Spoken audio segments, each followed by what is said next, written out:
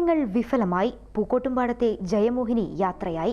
രണ്ടാം ഘട്ട ധനസമാഹരണത്തിനൊരുങ്ങുന്നതിനിടെയാണ് മരണം. ജനകീയ സഹായത്തോടെ ശ്വാസകോശം മാറ്റിവെക്കൽ ശസ്ത്രക്രിയയ്ക്ക് വിധേയയായി ഹൈദരാബാദിലെ യശോദ ആശുപത്രിയിൽ ചികിത്സയിലിരിക്കെ മരിച്ച 5 മൈൽ ചക്കിങ്ങൽ തൊടിക ജയമോഹിനിയുടെ മൃതശരീരം സംസ്കരിച്ചു.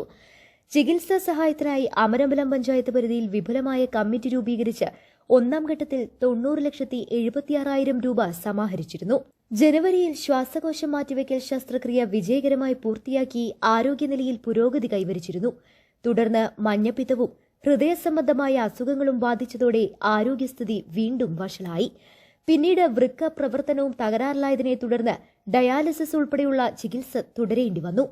നിലവിൽ സ്വരൂപിച്ച തുകയ്ക്ക് പുറമെ തുടർ ചികിത്സയ്ക്കായി ഏകദേശം 30 ലക്ഷം രൂപ കൂടി ചെലവ് വരുമെന്ന് ആശുപത്രി അധികൃതർ അറിയിച്ചിരുന്നു. ചികിത്സയുടെ ഭാഗമായി 16 ലക്ഷം രൂപയുടെ ബാധ്യതയും നിലനിന്നിരുന്നു. രണ്ടാം ഘട്ട ധനസമാഹരണത്തിനുള്ള തയ്യാറെടുപ്പുകൾ നടക്കുന്നതിനിടെയാണ് ജയമോഹിനിയുടെ വിയോഗം. ഹൈദരാബാദിൽ നിന്നും പൂക്കോട്ടുംപാടം ഗവൺമെന്റ് ഹയർ സെക്കൻഡറി സ്കൂളിൽ രാവിലെ 7:30 എത്തിച്ച മൃതശരീരം പൊതുദർശനത്തിന് ശേഷമാണ് സംസ്കരിച്ചത്. നിലമ്പൂർ MLA ആര്യടൻ ഷൌക്കത്ത് ഉൾപ്പെടെ നിരവധി പേരാണ് ജയമോഹിനിക്ക് അന്ത്യോപചാരമർപ്പിക്കാനെത്തിയത്. News bureau, Pookkottumpadam.